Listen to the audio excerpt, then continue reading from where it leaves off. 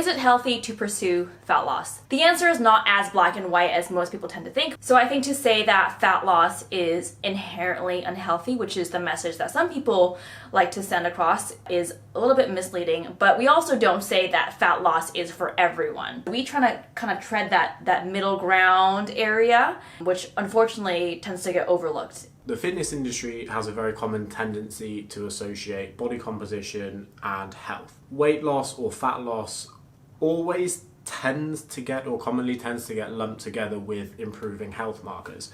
And I think that is incorrect, or it's an oversimplification. Yeah. Weight loss itself isn't always healthy. If someone starts at, say, a normal weight and they get to stage lean, most people know that they're not going to feel their healthiest when they're that lean. And people think that if someone is starting with obesity, for example, and they are losing weight, that they will always see an improvement in health markers. But the relationship's more complicated than that. You could improve your health markers with improving diet quality, minimizing stress, improving sleep patterns, starting to exercise, but not focusing on body composition itself. Likewise, people can strive to lose weight in a way that isn't the healthiest way of doing it. Health and body composition have a much more complicated relationship than a lot of people make out. And this is a message that actually both of us tend to remind our audience of over and over and over, despite the fact that we still like to talk about fat loss and body composition goals. One of the reasons why this becomes a kind of fiercely fought topic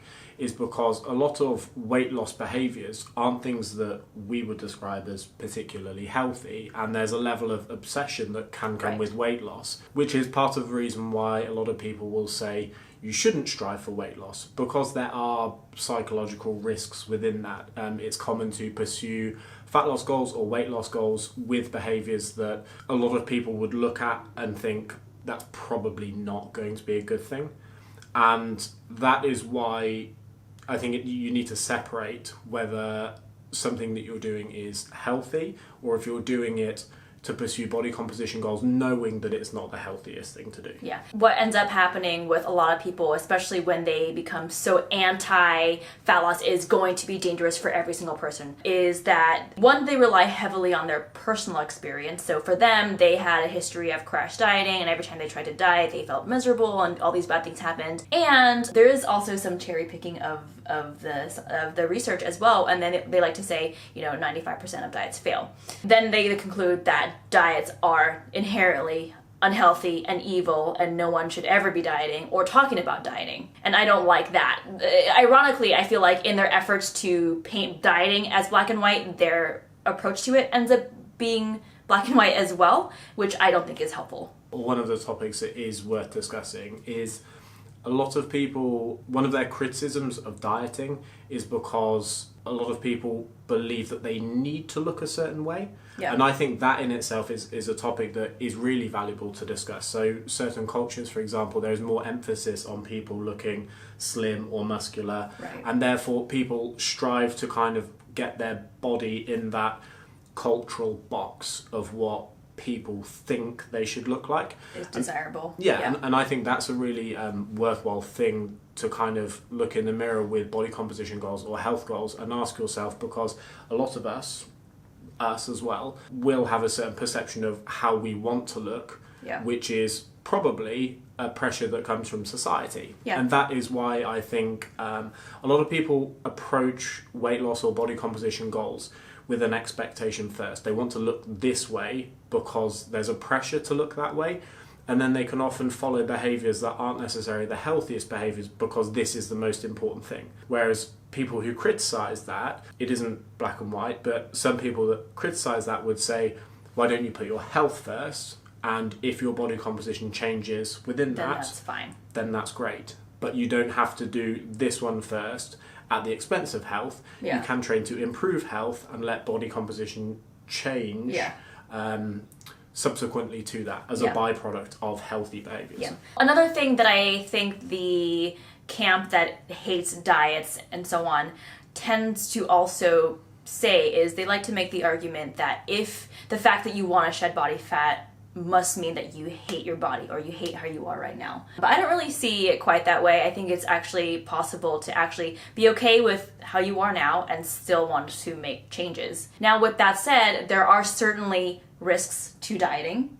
that everyone should be aware of. I don't think it's a good idea to go into fat loss blindly, slash your calories, and resort to dangerous methods to achieve your fat loss goals. You should be aware of the risks involved. A lot of it has to do with fatigue, cravings, maybe an increase in food obsession and neuroses. These are things that both of us have experienced before in our respective dieting efforts from the past, as well as there's going to be a lot of like psychological effects as well. So I think it's okay to be cognizant of those risks, and depending on your own individual circumstances, if we decide that the risks are not very high, there aren't any major red flags against pursuing dieting, then it might be an okay endeavor for you as an individual. I'm trying to be as nuanced as possible.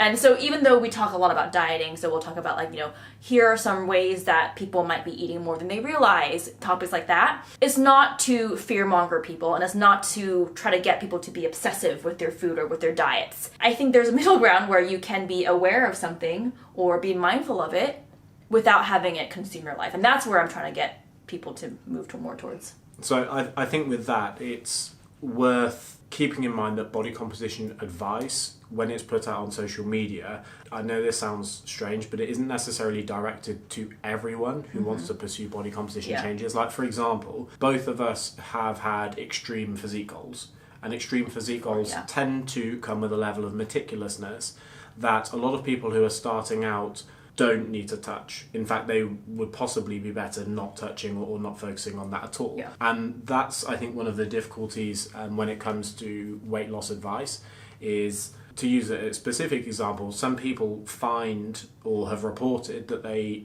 don't have issues with tracking food, for example. Whereas other people find that tracking food has a level of meticulousness and obsession, and it can potentially have damaging psychological effects. Right. So I think it's worth keeping in mind that not all body composition advice is applicable to everyone who wants body composition change. And also doesn't mean that just because we talk about it, we're trying to push it onto you and we think that you have to be utilizing that tool or that method or that approach. Yeah, so I talk about calorie tracking all the time because it's easy to quantify how much someone eats by talking about calories. It doesn't mean that I think everyone should track their food. Right. And that's one of those topics that requires a little bit, this type of video, more discussion to point across. Yeah. To answer the question of is pursuing fat loss healthy, there isn't really a yes or no answer. As you can tell, we've had to kind of elaborate more on our answer because it's very much an it depends. I think I'll try and summarize it. So for example, some people might notice improved health markers via weight loss. Because of that, a lot of people assume that all weight loss is healthy. But the relationship between body composition and health is a lot more complicated than that. And you can improve your health without necessarily improving your body composition. You could... Improving body composition itself is obviously a loaded term. Which I don't like. Yeah. You can change your body composition in a way that's healthier. You can also change your body composition in ways that are less healthy. It shouldn't be viewed as health, body composition, two perfectly overlapping circles. You can follow health promoting advice without changing body composition, and not all body composition advice might be good for you.